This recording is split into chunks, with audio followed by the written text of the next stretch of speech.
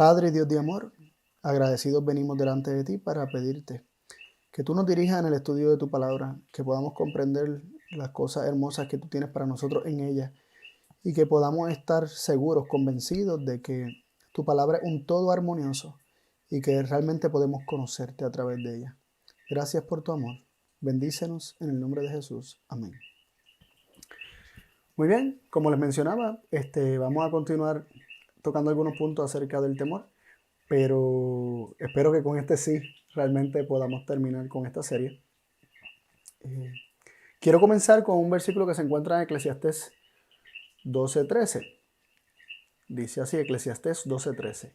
El fin de todo sermón es este, o todo discurso, dicen otras versiones. Teme a Dios y guarda sus mandamientos, porque esto es el todo del hombre. Así que en las presentaciones anteriores estuvimos viendo que el temor de miedo, ¿no? El temor de tener miedo no es de Dios. El temor a la muerte, el temor de miedo, el temor de terror, de espanto, no proviene de Dios, proviene del enemigo, pertenece al reino del enemigo, a su reino de muerte, a su imperio de muerte. Y es uno de los mecanismos que utiliza él, y Dios no lo utiliza. Dios no quiere un servicio ni una obediencia basada en el temor, o sea, en el miedo. Él quiere una obediencia que provenga de una respuesta del corazón, ¿verdad? Una impresión de nuestro corazón ante su amor y que voluntariamente, por amor solamente, queramos servirle y serle fiel. Y no solamente servirle, queramos venir a Él como un padre que es, porque más que realmente Él no quiere siervo, Él quiere hijo, como estuvimos viendo. Así que eh, teniendo eso en mente, leemos este versículo y parece ser algo distinto porque dice que el fin de todo sermón es este, se nos exhorta a que temamos a Dios y que guardemos sus mandamientos. Y parece contrastar con lo que venimos diciendo porque eh, venimos diciendo que solamente podemos guardar sus mandamientos sin temor, o Dios desea que realmente podamos obedecerle, ir a Él, serle fiel por amor, que nuestro acercamiento a Él sea uno por amor, que nuestra obediencia a Él sea una por amor. Y aquí dice que temamos a Dios y guardemos sus mandamientos. Y pareciera decir que tenle miedo y obedece. Porque, ¿verdad? Porque podría ser que no te vaya bien, y podría ser como una exhortación a tenerle miedo a Dios, ¿verdad? Y obedecer por miedo.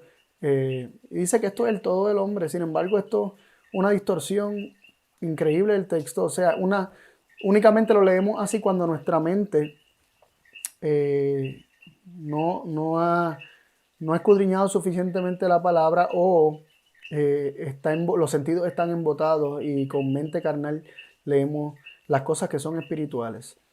Así que para hablar un poquito acerca de la diferencia entre el miedo o el temor, en sentido de terror, de espanto, de fobia, eh, y el temor que Dios desea que realmente esté en nosotros, pues hemos preparado esta presentación y utilicé ese versículo como inicio para presentar cómo se nos exhorta a que temamos a Dios. Sin embargo, estuvimos viendo que el perfecto amor echa fuera el temor, y vamos a estar aclarando este punto. Y para comenzar este proceso de aclaración, queremos ver lo que nos dice Éxodo 20:20. Éxodo 20:20, sí, esto es justo después de la declaración de los 10 mandamientos. Más adelante vamos a estar hablando en detalle. Pero leamos, a ver, Éxodo 20:20 nos dice: Entonces Moisés respondió al pueblo: No temáis, que por probaros vino Dios, y para que su temor esté en vuestra presencia, para que no pequéis. Y aquí encontramos una aparente contradicción, ¿verdad? Lo que se llama una paradoja. No temáis, que por probaros vino Dios, para que su temor esté en vuestra presencia, para que no pequéis. Así que se nos dice que no temamos, y en este caso se le dijo al pueblo que no temieran, y luego no se nos dice que Moisés le dijo al pueblo que el propósito de todo esto era para que el temor de Dios estuviera en su presencia y no pecaran. Y parece una contradicción, ¿no? Que se diga que no temas y luego se diga que el propósito de todo lo que estaba ocurriendo allí en el Sinaí era para que el temor de Dios estuviera en su presencia y no pecaran. Y podríamos pensar que se está diciendo que Dios trató de meterles miedo o de poner un miedo en ellos para que ellos no se atrevieran a pecar. Pero esto dista mucho de la realidad y de lo que el texto realmente quiere decir, porque entonces, ¿por qué Moisés le dice no teman, no tengan miedo, que para probaros vino Dios? Y luego dice, para que su temor esté en vuestra presencia, para que no pequéis. Así que vamos a tratar de resolver esta aparente contradicción. Y lo primero que hay que resaltar es que no temas o no temáis. Y luego cuando dice para que su temor, son dos palabras hebreas distintas. No es la misma palabra. Eh, aunque, aunque el diccionario Strong define como miedo o asombro reverente, o sea, ambas podrían ser o miedo o asombro reverente, tal pareciera que son intercambiables según el diccionario Strong, pero cuando nosotros vemos la utilización de esas palabras en la Biblia, nos damos cuenta que tienen usos distintos. Así que les comento, la primera donde Moisés dice no temáis, y esto para darle un poco de contexto, esto fue cuando el pueblo, justo después de que Dios declara los 10 mandamientos, Dios termina de hablar los 10 mandamientos y dice que el pueblo consideraba todo lo que estaba ocurriendo, vean el fuego, las voces, los truenos, relámpagos, escucharon la voz de Dios y dice que tuvieron miedo y se alejaron y Moisés le dijo, no temáis, que para probaros vino Dios. Y es interesante eso, para probaros, y más adelante si tenemos tiempo lo discutimos, para que su temor esté en vuestra presencia, para que no pequéis. Y ese es el contexto, básicamente. La palabra de no temáis, lo que Dios no quiere, lo que Moisés le dice que Dios no quiere que esté en ellos, lo que Dios no quiere que ellos estén experimentando, es la palabra yaré. Y la palabra yaré en hebreo, o por lo menos en el diccionario Strong o en la concordancia Strong más bien, es la 3372, H de hebreo 3372. Y esta palabra yaré, sus usos son bastante interesantes. Veamos su primer uso y mención en la Biblia y vamos a hablar acerca de lo que estuvimos hablando en el último video. Génesis 3.10 fue su primer uso. El primer uso de la palabra yaré en la Biblia es Génesis 3.10. Y dice así, y él respondió, oí tu voz en el huerto y tuve miedo, porque estaba desnudo y me escondí. Así que vemos que la primera utilización de esta palabra yaré, que aparece en Éxodo 20:20, no temáis, lo que Dios no quiere que esté en nosotros. La primera utilización es lo que Adán experimentó cuando Dios se acercó a él en el jardín del Edén, luego de que habían pecado. Y es interesante que la reacción de Adán fue esconderse porque tuvo miedo. Y comparándolo con lo que ocurrió en el Sinaí, Dios desciende, Dios se acerca, Dios va a hablar con el pueblo, Dios comienza a hablar y el pueblo se aleja, se esconde y no quieren seguir escuchando las palabras de Dios. Así que es interesante, ambas reacciones son muy similares. Pero lo que queremos resaltar de esto es que ese miedo que tuvo Adán no era un miedo que Dios quería que él experimentara, igual que lo que ocurrió en el Sinaí, de no temáis, se le está diciendo no tengan miedo. Y esa es la misma sensación y la misma palabra que se utiliza para decir lo que experimentó Adán. Así que ese punto es muy interesante. La segunda mención de esta palabra yaré en la Biblia, o la segunda utilización de esta palabra, se encuentra en Génesis 15:1. Génesis 15:1 nos dice, después de estas cosas, fue la palabra de Jehová a Abraham en visión, diciendo, no temas, Abraham, yo soy tu escudo y tu galardón sobremanera grande. Así que comienza el versículo diciendo, después de estas cosas, y nos hacemos la pregunta, ¿qué cosas? ¿Verdad? Para tener el contexto. Abraham, ¿verdad? En el capítulo anterior acababa de tomar armas por primera vez en su historia, en su vida. Con 318 hombres se fueron a rescatar a su sobrino Lot, que había sido llevado cautivo por el rey Kedorlaomer, que había conquistado Sodoma y Gomorra y otras ciudades, ¿verdad?, de la llanura. Y Entonces, Abraham tomó a estos hombres, se fueron a la guerra, vencieron, vuelven de la guerra, exitosos aparentemente, ¿verdad? Y en efecto, habían sido exitosos. Sin embargo, Abraham, aparentemente, luego de estas cosas, luego de haber llevado a cabo estas cosas, tenía temor porque Dios le dice, o sea, nos dice la palabra que después de estas cosas, Dios se le aparece diciendo, no temas. Y no era necesariamente la presencia de Dios. No temas porque Abraham estaba esperando, estaba, ¿verdad? Posiblemente pasando por un proceso difícil, porque Jesús enseñó, ¿verdad? Que el que espada hiere, espada muere, y Abraham había levantado la espada y todo el que espada hiere vive muchas veces con temor de que la espada le vuelva. Y, y Dios comienza su conversación con Abraham en esta ocasión diciéndole, no temas. No temas, Abraham, no tengas miedo, yo no quiero que tengas miedo. Y luego le dice, yo soy tu escudo, tu protección, ¿verdad? Yo soy tu escudo y yo soy tu galardón sobremanera grande. Y no voy a entrar en detalle en esos otros elementos, nos queremos concentrar en no temas. Dios no quería que Abraham temiera, Dios no quería que Abraham tuviera el miedo que estaba teniendo. Y comenzó a decirle que lo iba a proteger, asegurándole de que estaría bien porque Dios sería su escudo. La tercera incidencia de esta palabra yaré es Génesis 18:15, y por ahí si seguimos vamos a ver que la inmensa mayoría de la utilización de esta palabra siempre es para lo mismo, para un miedo que Dios no desea que tengamos. Génesis 18:15 dice, entonces Sara negó diciendo, no me reí porque tuvo miedo. Y él dijo, no es así, porque te reíste. El contexto de esto es cuando el Señor con dos acompañantes se le aparecieron a Abraham en el encinar de Mamre y le comunican que va a ser, que Sara le dará un hijo, que tendrá un hijo de Sara, que al siguiente año vendrán y Sara tendrá un hijo. Y Sara estaba escuchando y se rió. Y el Señor le preguntó a Abraham, ¿por qué Sara se rió? Y Sara dijo que no se había reído.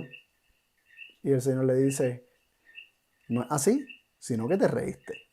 De hecho, la Biblia nos informa en este versículo, que es lo que estamos viendo, que ella tuvo miedo de admitir que se había reído, que no había creído la palabra de Dios, que la había tomado como un chiste. Y fue confrontada al respecto, o sea, se le dijo, no, te reíste, no lo niegues. Pero dice que tuvo miedo. Y ese miedo vino de manera interesante por la incredulidad, ¿no? No podía creer que fuera cierto y se rió. Lo tomó a broma.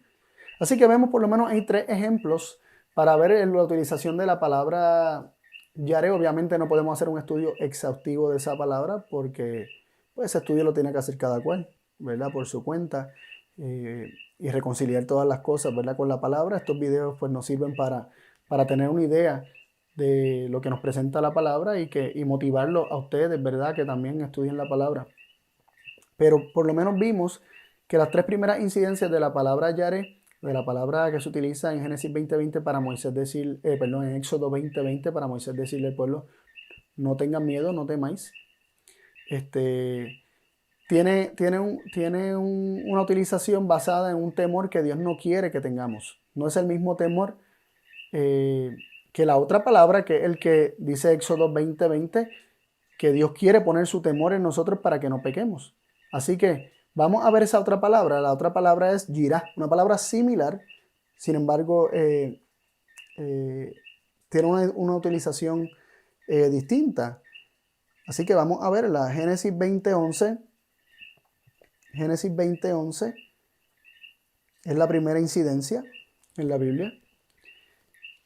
Y Abraham respondió, porque dije para mí, cierto no hay temor de Dios en este lugar y me matarán por causa de mi mujer. Y para que entendamos la utilización del temor de Dios en esta ocasión, o sea, la frase del temor de Dios en esta ocasión, Abraham había mentido a Abimelech diciendo que Sara era su hermana, o sea, solamente su hermana, y Abimelech la había tomado por esposa, todavía no había, digamos, no había tenido intimidad con ella, pero Dios le reveló a Abimelech esto. Y Abimelech confronta a Abraham, ¿por qué me mentiste? Y Abraham le dice, porque dije para mí, cierto, no hay temor de Dios en este lugar. O sea, en este lugar eh, no conocen a Dios, este lugar no hay temor de Dios, no reverencian a Dios, ¿verdad? Un uso distinto. Y me matarán por causa de mi mujer. O sea, estas personas aquí no conocen a Dios, estas personas aquí no tienen temor de Dios, y como no tienen temor de Dios, me matarán. Así que Abraham entendió que estas personas no tenían temor de Dios y lo matarían. Esa es la primera incidencia. La segunda es la de Éxodo 20:20, no la vamos a tocar porque ya la mencionamos, pero en Salmos capítulo 2, verso 11 nos dice lo siguiente: servid a Jehová con temor y alegraos con temblor. Y suena un poco eh, eh, difícil de digerir, ¿verdad? ¿Cómo podemos servir a Jehová con temor? Podríamos suponer que sí se puede servir con temor, porque con miedo podríamos ser siervos y esclavos. Sin embargo, luego dice, y alegraos con temblor. ¿Y puede una persona que tiene miedo alegrarse con temblor? Aquí está hablando de un temor distinto. No está hablando de un temor de miedo, porque es imposible alegrarse con miedo. La única alegría en una experiencia de miedo es cuando eres libertado del miedo, y eso te da alegría, pero alegrarte con temblor, el temor del que se está hablando aquí es un temor distinto.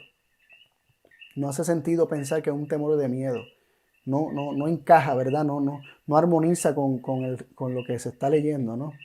Salmos 5:7 nos dice lo siguiente. Salmos 5:7. Y yo en la multitud de tu misericordia entraré en tu casa, adoraré hacia el templo de tu santidad en tu temor. Interesante. Dice que en la multitud de tu misericordia entraré en tu casa, adoraré hacia el templo de tu santidad en tu temor. Adorar en temor, y dice basado en o a causa de la multitud de tu misericordia. Es la misericordia de Dios lo que motiva a entrar a adorar en el templo de la santidad de Dios con temor, en el temor de Dios. Fíjense que se está reconociendo la misericordia. Si se está reconociendo la misericordia de Dios y no alguna otra cualidad que infunda miedo como tal, fíjense que se está mencionando la misericordia como aquello que invita a entrar a la casa del Señor en confianza, como dice Hebreos 4, ¿verdad? Acerquémonos confiadamente al trono de la gracia. Aquí, según este versículo, podemos adorarlo en su santo templo confiadamente, ¿verdad? En temor o en el temor del Señor, gracias a que su misericordia nos ha permitido hacerlo. O sea, su misericordia nos ha motivado a acercarnos confiadamente a Él. Como decía Daniel mientras oraba en Daniel capítulo 9, que él pedía todas esas cosas no debido a las justicias del pueblo, sino conforme a la misericordia o a causa de las misericordias. Es que se acercaba a Dios y pedía que Dios moviera su mano poderosa, intercediera, más bien que interceder, interviniera es la palabra, interviniera en la situación del pueblo, y era confiado en la misericordia de Dios, no en la justicia del hombre, que sabemos que es como trapo de inmundicia. Nos revela la palabra que las justicias del hombre son como trapo de inmundicia. Así que ese temor de miedo no concuerda, o pensar que ese temor en el que se va a adorar en el templo de Dios, si pensamos que es de miedo, no concordaría con lo que nos dice el versículo al principio, que es su misericordia, o debido a la multitud de la misericordia de Dios es lo que nos motivará a entrar a su casa. Así que estamos hablando de un temor distinto, ¿no? Un temor de miedo no concuerda con estos versículos que hemos leído. Así que esto nos deja claro que el temor que Dios quiere que esté en nosotros es un temor distinto al que Moisés le dice al pueblo: no tengan miedo, no teman. Ese temor Dios no lo quiere, sin embargo hay otro que Dios quiere que esté en nosotros. Y vamos a ver cómo la Biblia misma define el temor de Dios. Y esto es un punto muy importante que tenemos que considerar. porque es la misma Biblia, o sea, la Biblia en sí nos ha de dar la respuesta. No tenemos que buscar diccionarios humanos para ver qué significa la Biblia, sino que buscando en la misma Biblia vamos a encontrar la respuesta de lo que la misma Biblia nos dice. Así que leemos lo que nos presenta la Biblia acerca de esto. Vamos a ver cómo la Biblia define el temor de Dios. Y nos dice así, Proverbio 1:29. Por cuanto aborrecieron el conocimiento y no escogieron el temor del Señor. Aborrecer el conocimiento, no escoger el temor del Señor. Interesante. Conocimiento, temor del Señor. Aborrecer, no escoger. Por cuanto aborrecieron el conocimiento y no escogieron el temor del Señor. Este versículo parece igualar el temor del Señor al conocimiento del Señor. Es interesante este punto y tenemos que hacer una aclaración, ¿verdad? Hay una tendencia dentro de la literatura hebrea y la literatura bíblica específicamente, que es el paralelismo hebreo, que es una repetición de la frase anterior de manera distinta. Hay un pensamiento que se establece y luego de ese pensamiento se vuelve y se tira otro que dice lo mismo en otras palabras para reforzar, tiende a amplificar y a definir el pensamiento anterior.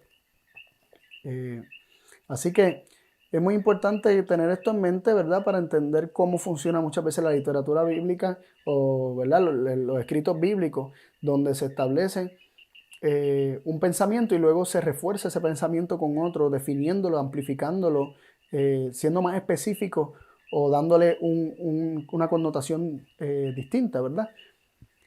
También podemos buscar en Proverbios 2:5 y encontrar que nos dice lo siguiente: entonces entenderás el temor del Señor y hallarás el conocimiento de Dios. Así que Proverbios consistentemente, así estamos viendo en el capítulo 1 que nos presenta que el conocimiento es el temor del Señor, o el temor del Señor es conocimiento. Aquí nos dice que entender el temor del Señor es hallar el conocimiento de Dios. Y ya estamos viendo como una tendencia bastante clara, ¿no? Y bastante recurrente. Hallar el conocimiento de Dios es entender el temor del Señor. Interesante. Proverbios 9, versículo 10 nos dice, el temor del Señor es el principio de la sabiduría. Eso lo hemos escuchado muchas veces. Y la ciencia del santo es inteligencia. El temor del Señor, ciencia del santo o de lo santo, como dicen algunas versiones, la ciencia de lo santo, de lo divino, de lo sagrado, el temor del Señor, ciencia es conocimiento. Así que vemos constante recurrencia en este aspecto y la Biblia necesita más que dos testigos para entender algo, pero cuando queremos definir algo y queremos estar claros, buscamos más. De hecho, se nos exhorta a que traigamos toda la evidencia y que armonicemos toda esa evidencia. Salmos 34:11 dice, venid hijos, oídme, el temor del Señor os enseñaré. Así que el temor del Señor se enseña. Vimos en los 3 versículos anteriores que el temor del Señor es el conocimiento del Señor, el conocimiento de Dios. Y el versículo último que vimos, Salmo 34:11, se nos dice que el temor del Señor os enseñaré. El conocimiento se enseña. Es un conocimiento, el temor del Señor es un conocimiento que nosotros recibimos de parte de Dios y también lo podemos compartir. Y otras personas lo pueden tener y también lo pueden compartir. Nosotros lo podemos enseñar, o sea, lo podemos aprender, lo podemos enseñar y otros lo pueden aprender y lo pueden continuar enseñando. Ahora, hago esta pregunta, ¿verdad? ¿Qué nos revelan estos versos aplicando la definición que la misma Biblia nos dio del temor de Dios? O sea, el temor que Dios quiere que esté en nosotros. Vemos que estos textos nos dicen que el temor de Dios que Dios quiere que esté en nosotros es el conocimiento y el conocimiento de Él. Y aplicando esta definición que el temor del Señor es el conocimiento del Señor a los primeros 2 versículos que leímos, de repente parece que estamos leyendo otro versículo, pero todo está armonizando y está haciendo sentido. Vamos a leerlo. Primero leímos Eclesiastés 12:13, que nos dice lo siguiente: el fin de todo sermón es este: teme a Dios y guarda sus mandamientos, porque esto es el todo del hombre. Vamos a sustituir ahora el temor a Dios por el conocimiento de Dios. El fin de todo sermón es este: conoce a Dios y guarda sus mandamientos, porque esto es el todo del hombre. Vamos a ver Éxodo 20:20. Entonces Moisés respondió al pueblo: no temáis, que por probaros vino Dios, y para que su conocimiento, ¿verdad? Su temor dice, pero estamos sustituyéndolo, para que su conocimiento esté en vuestra presencia, para que no pequéis. Ahora la aparente contradicción desaparece. Dios no quiere que tengamos miedo, pero el temor que Él quiere que esté en nuestra presencia es el conocimiento de Él. Y aquí tengo que hacer un alto y tengo que hacer una aclaración. Los otros usos de estas palabras, específicamente de esta palabra jiré, o jirá era. Jirá, si la primera es yaré y la segunda es jirá. Como estaba diciendo, la mayoría de los usos tiene que ver con un conocimiento de Dios, con el temor de Dios como conocimiento de Dios, con un temor que tiene que ver con conocer y entender a Dios. Sin embargo, hay otro uso y tiene que ver con la reverencia, con la admiración, con estar asombrado, con asombro ante lo que se está admirando, ¿no? Y yo hago esta salvedad, ¿verdad? O esta pregunta para hacer un punto. ¿Podemos admirar lo que se desconoce? ¿Podemos reverenciar y tener un temor reverente hacia algo que se desconoce? Es imposible. De hecho, cuando desconocemos, lo que podemos tener es miedo, pero cuando realmente conocemos, lo que podemos hacer es admirar o estar asombrados, ¿no? Así que esa aclaración la tenemos que hacer para entender que cuáles son las implicaciones de este temor que Dios quiere que esté en nosotros, porque este conocimiento nos va a llevar a un asombro, a una admiración por quién es Dios. Entonces, podemos entender en base a lo que hemos aprendido, ¿verdad? De lo que la misma Biblia nos enseña acerca del temor del Señor, que realmente es el conocimiento del Señor. Podemos entender lo siguiente aplicando esa definición a este versículo de Éxodo 20:20 y al de Eclesiastés 12:13. Varios puntos. Número 1. Es imposible guardar los mandamientos de Dios. Es imposible dejar de pecar si no se conoce a Dios. ¿Por qué decimos esto?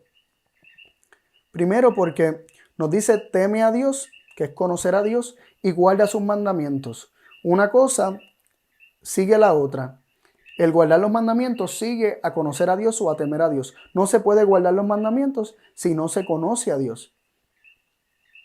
El segundo versículo dice, para que su temor o su conocimiento esté en vuestra presencia, para que no pequéis. Así que tampoco se puede dejar de pecar si su conocimiento no está en nosotros. Si su conocimiento llega a nosotros, entonces sí podemos dejar de pecar. Así que es importante tener esto bien claro. No se puede guardar la ley de Dios, no se puede obedecer sus mandamientos, no se puede dejar de pecar mientras estemos en ignorancia acerca de quién es Dios. Tenemos que conocer a Dios y es el conocimiento de Dios lo que va a transformar nuestras vidas. Más adelante vamos a hablar un poquito de eso. Pero este es el punto número 1. Número 2, se tiene miedo a Dios porque no se le conoce. Mira qué interesante que el pueblo temía y Moisés le dice, no teman, que por probaros vino Dios para que su temor esté en vuestra presencia, para que no pequéis. Así que Dios quería revelar, dar un conocimiento de quién es Él. Dios quería revelar su carácter, Dios quería revelar quién era Él. De hecho, Dios estaba declarando su carácter al hablar los 10 mandamientos, que son un trasunto de su carácter, ¿verdad? Y una transcripción de su carácter, los 10 mandamientos. Dios está revelando su carácter en los 10 mandamientos. Y el pueblo lo que tenía era miedo, no estaba recibiendo, no querían escuchar, no querían oír. Dice el verso, los versos, ¿verdad? Ahí en contexto, que el pueblo le dijo a Moisés que no hable Dios con ellos para que ellos no murieran. Así que eso es un punto bien interesante que vamos a tocar ya mismito. Pero queremos resaltar el hecho de que ellos temían porque no conocían. Y ese punto lo hemos establecido anteriormente en los temas recientes que hemos estado compartiendo, que es el desconocimiento de Dios, que es amor, lo que trae temor. Y es conociendo ese perfecto amor que Dios ha tenido para con nosotros lo que echa fuera el temor de nuestras vidas. Así que el pueblo, Moisés le dice, no teman, porque estaban temiendo. Y el propósito, uno de los propósitos de Dios querer dar una revelación de su carácter era para que el pueblo no temiera, para que el pueblo lo conociera realmente y no temiera. Y ese punto del pueblo temiéndole a Dios constantemente lo vamos a tocar ya mismito.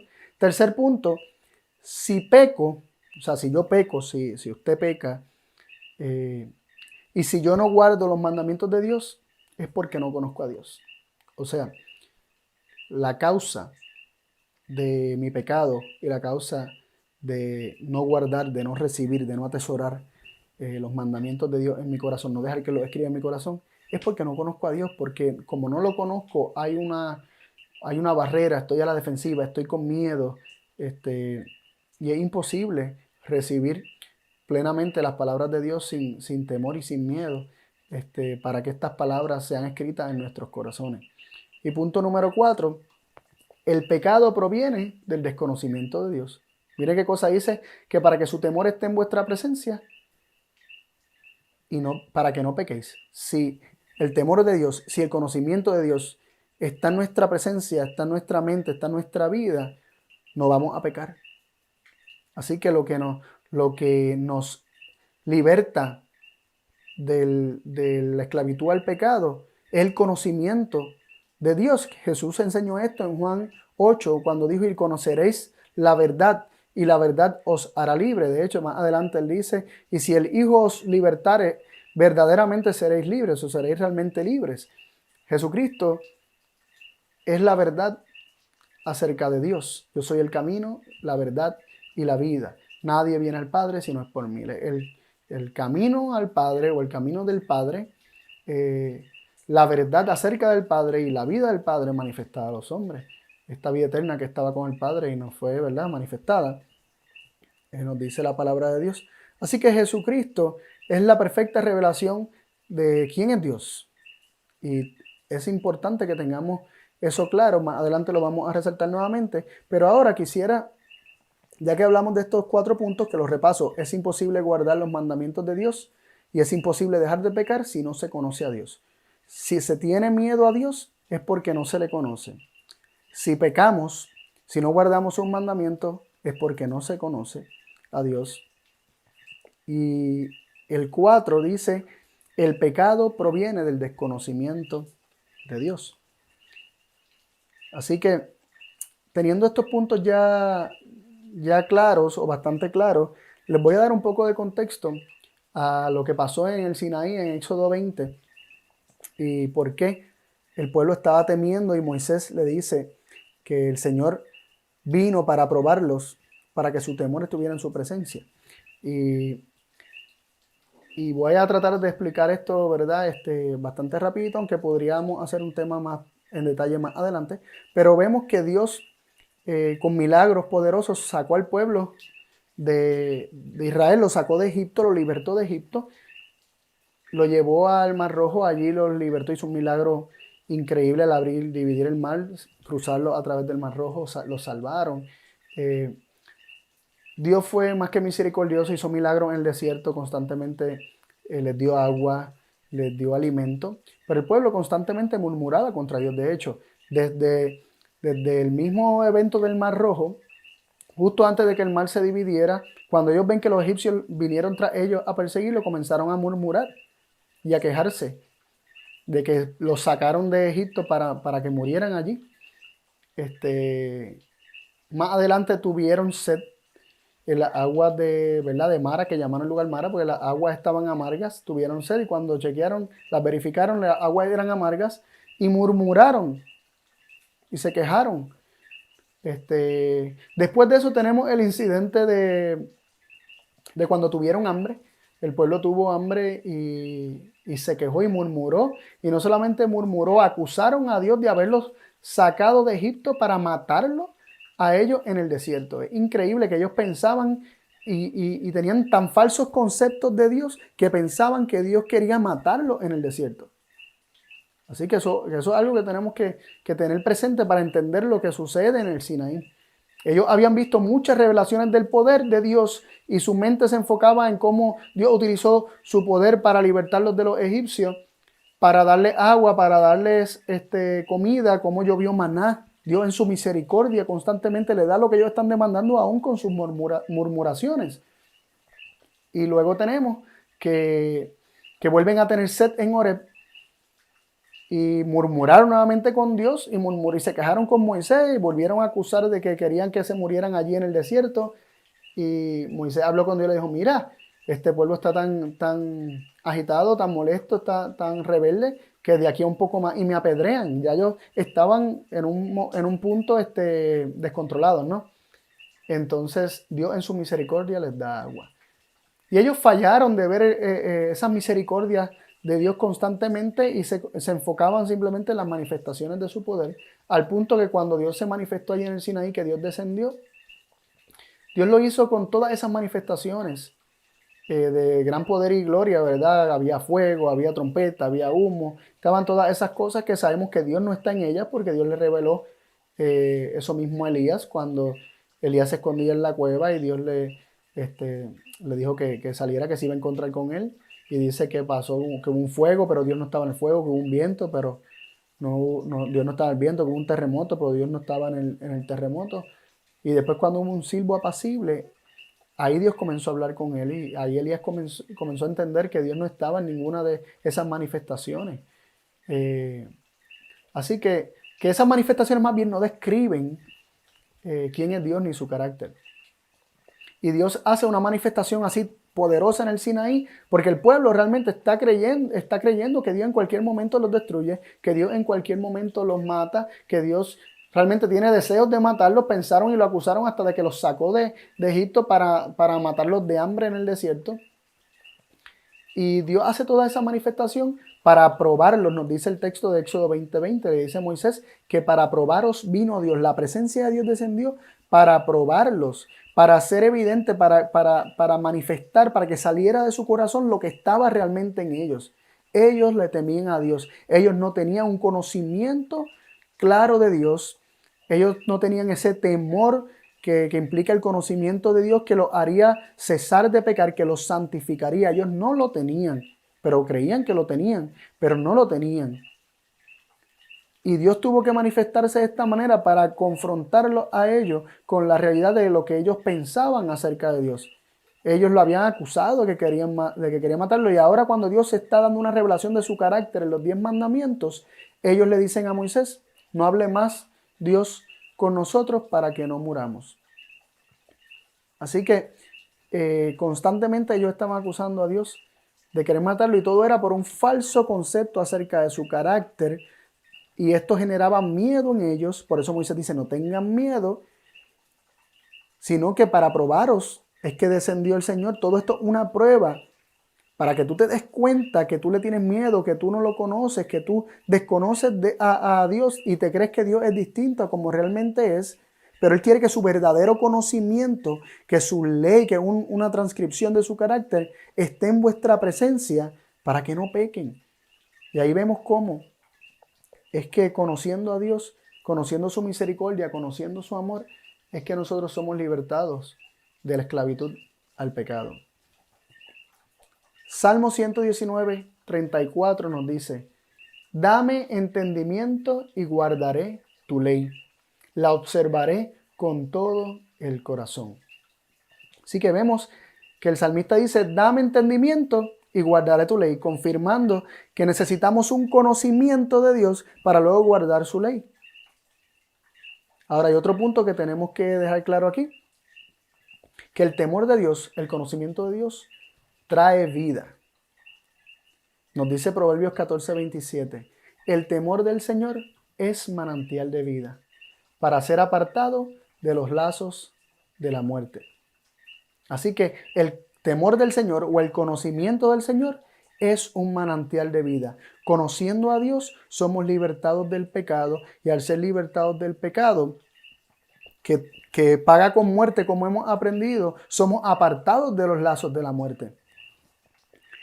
Algo así enseñó Jesús cuando Jesús dijo, ¿verdad? Teniendo en cuenta que el temor del Señor es manantial de vida, Jesús dijo, esta empero es la vida eterna, que te conozcan a ti el único Dios verdadero y al que enviaste, Jesús el Cristo. O a Jesucristo a quien has enviado, como dicen algunas versiones más modernas. Que te conozcan es conociendo a Dios, o en el conocimiento de Dios radica o se encuentra la vida eterna. Empero esta es la vida eterna, que te conozcan a ti el único Dios verdadero. Cristo nos asegura que conociendo a su Padre Dios, en eso vamos a encontrar la vida eterna. Y en eso consiste la vida eterna, en conocer a Dios. En el temor del Señor está el manantial de vida. En conocer a Dios está la vida eterna. Vemos el paralelismo, y no solamente el paralelismo, Jesús está realmente confirmando estas verdades. Y acabamos de ver cómo es que está la vida eterna, porque conociendo a Dios somos librados de la muerte, de los lazos de la muerte. Proverbios 19:23 nos dice, el temor de Jehová es para vida, y con él vivirá el hombre, lleno de reposo, no será visitado de mal. Y eso es una promesa para nosotros en estos días que estamos viviendo, ¿verdad? Alrededor del mundo. El temor de Jehová es para vida. El conocimiento de él nos salva, nos da vida. El propósito de conocerlo es, o sea, de él darse a conocer es que tengamos vida. Y dice que con él vivirá el hombre lleno de reposo, de descanso, de paz, de solaz, de delicia, de deleite. El hombre que está con el Señor y que tiene el temor del Señor vive en reposo. Y como termina diciendo el versículo de Proverbios 19:23, no será visitado de mal. No será visitado de mal. Y eso es una promesa para nosotros. Proverbios 14:26 nos dice, en el temor de Jehová o en el conocimiento de Dios está la fuerte confianza. Miren qué interesante. En el conocimiento de Jehová, en el temor de Jehová está la fuerte confianza y esperanza tendrán sus hijos. Conociendo a Dios que es Padre, conociendo a Dios que nos llama a sus hijos, que nos pone en nuestros corazones el espíritu de su Hijo para que clamemos Abba Padre, que su deseo es que seamos hijos y no esclavos. En el conocimiento de ese Dios está la fuerte confianza, porque sabemos que si Dios está con nosotros, ¿quién contra nosotros? Porque si Dios no es el que, como hemos visto ¿verdad? En Romanos 8, que lo hemos visitado en los temas anteriores recurrentemente, Romanos 8 del 29 en adelante, que dice que Dios desea que seamos hijos y que Jesús, siendo nuestro hermano mayor, ¿verdad? Primogénito entre muchos hermanos. Y luego dice que Dios, que no escatimó ni a su propio Hijo, ni a su único Hijo, ¿verdad? Sino que lo entregó por cada uno de nosotros, ¿cómo no nos dará juntamente con Él todas las cosas? Y por ahí continúa diciendo que Dios no condena, sino que justifica, que Dios no nos acusa, sino que tiene a Jesucristo y ha establecido a Jesucristo como nuestro abogado para que nos defienda. Así que, teniendo esas cosas en mente, sabiendo el conocimiento de Dios que Cristo vino a revelar, podemos tener fuerte confianza, y fuerte confianza en cualquier momento, aún en el día del juicio. Y digo esto porque miren cómo nos dicen los versículos que ya habíamos visitado en los temas anteriores, 1 de Juan 4, 16 y 17, nos dice, y nosotros hemos conocido y creído el amor que Dios tiene para con nosotros. Se habla del conocimiento del amor de Dios. ¿De quién es Él? Porque Él es amor, nos dice 1 de Juan 4:8. Dios es amor y el que vive en amor vive en Dios y Dios en él. Y el versículo 17 dice, en esto es hecho perfecto el amor con nosotros, para que tengamos confianza en el día del juicio. Así que vimos que en el temor, en Proverbios 14:26 nos dice que en el temor de Jehová, que es conocimiento de Jehová, está la fuerte confianza. Y aquí nos dice que es conociendo y creyendo el amor que Dios tiene para con nosotros, como es perfeccionado el amor en nosotros, para que tengamos confianza en el día del juicio. Y miren cómo termina. Pues como Él es, así somos nosotros en este mundo. Y aquí se presenta otro elemento importante dentro de lo que es el temor de Dios y conocer a Dios. ¿Cuál es el propósito de conocerlo? De contemplarlo con admiración. Nos dice 2 Corintios 4:6, porque Dios, que mandó que de las tinieblas resplandeciese la luz, es el que resplandeció en nuestros corazones para iluminación del conocimiento de la gloria de Dios en la faz de Jesucristo. El conocimiento de la gloria de Dios lo encontramos en la faz de Jesucristo. Mirando a Cristo, miramos a Dios. El que me ha visto a mí, ha visto al Padre, dijo Jesús. Y la gloria de Dios es su carácter. Moisés dijo, muéstrame tu gloria en Éxodo 33:18. Y cuando Dios le contestó, le dio lo que él le pidió. Éxodo 34:6. Dice que el Señor pasó proclamando el nombre diciendo, Jehová, Jehová, Dios misericordioso, piadoso, tardo para la ira, grande en bondad y verdad, grande en misericordia y verdad. Dios declaró su carácter como su gloria. Moisés le dice, muéstrame tu gloria, y Dios hizo una declaración de lo que él era, cómo él era, en qué consistía su gloria. Y esta gloria, la imagen que tenemos de esta gloria, de este carácter, es Jesucristo, porque esta gloria ha alumbrado en el rostro de Cristo, y mirando el rostro de Cristo, mirando la vida de Cristo, conocemos la gloria de Dios. Y 2 Corintios 3:18, varios versículos antes de este, nos dice, 7 versículos antes para ser exacto, nos dice, por tanto nosotros todos, mirando a cara descubierta como en un espejo la gloria del Señor, somos transformados de gloria en gloria en la misma semejanza, como por el Espíritu del Señor. Así que, en resumen, Dios no quiere que tengamos miedo.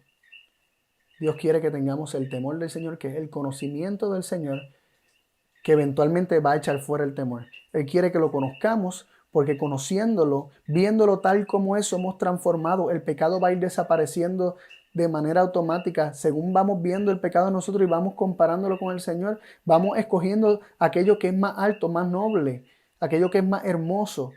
Y contemplando al Señor vamos a ser transformados.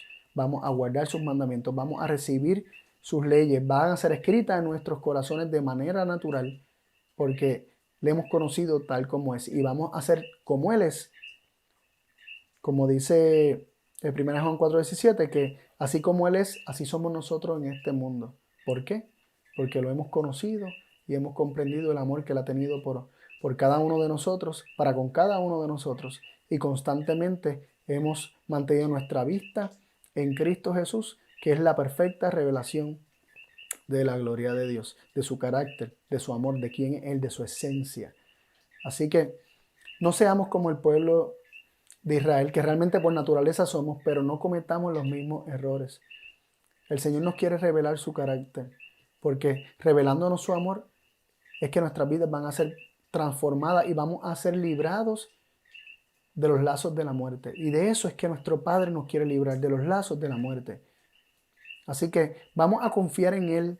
Bastante evidencia nos ha dado de su amor. Vamos a hacer nuestra parte en las cosas que estén en nuestras manos, y vamos a confiar plenamente en Él, mirando su fidelidad, viendo sus promesas constantemente, y sabiendo, Señor, sabiendo que el Señor es fiel a sus promesas, y Él no va a faltar a ninguna de ellas. Así que te invito a orar para pedir la bendición de Dios ¿verdad? En este día, y que el Señor, en este sábado, y que el Señor te pueda bendecir grandemente. Padre, Dios de amor, agradecemos por tu palabra, agradecemos porque nos permites compartirla, agradecemos porque todavía lo podemos hacer libremente, Señor, y es nuestro deseo que todos tus hijos puedan conocerte y ser transformados por tu gloria. Señor, permítenos seguir creciendo de gloria en gloria, o sea, que podamos contemplar de gloria en gloria tu gloria en el rostro de Cristo, que miremos a Cristo y podamos ser transformados, Señor, al contemplar tu carácter en Cristo Jesús. Te pedimos que tú bendigas, Señor, nuestras vidas. Te pido que tú bendigas a todos aquellos que escuchan, y te pido, Señor, que tu gran bendición, la que tú tienes determinada para nosotros, la podamos recibir. Y en estos tiempos de incertidumbre, que una certeza tengamos, y es que tus hijos pueden habitar y vivir en plena confianza sabiendo que el que mora bajo la sombra del Omnipotente estará siempre protegido y cuidado por su Padre Celestial. Señor, en tus manos están nuestras vidas. Permítenos seguir creciendo de gloria en gloria, venciendo nuestros defectos de carácter, venciendo todo aquello que está mal en nuestras vidas y abandonando el pecado y todo aquello que es del mundo, que no es parte de tu reino. Gracias por escucharnos y por estar con nosotros siempre. Estas bendiciones las pedimos y las agradecemos confiadamente en el nombre de Jesús. Amén. Bendiciones para todos.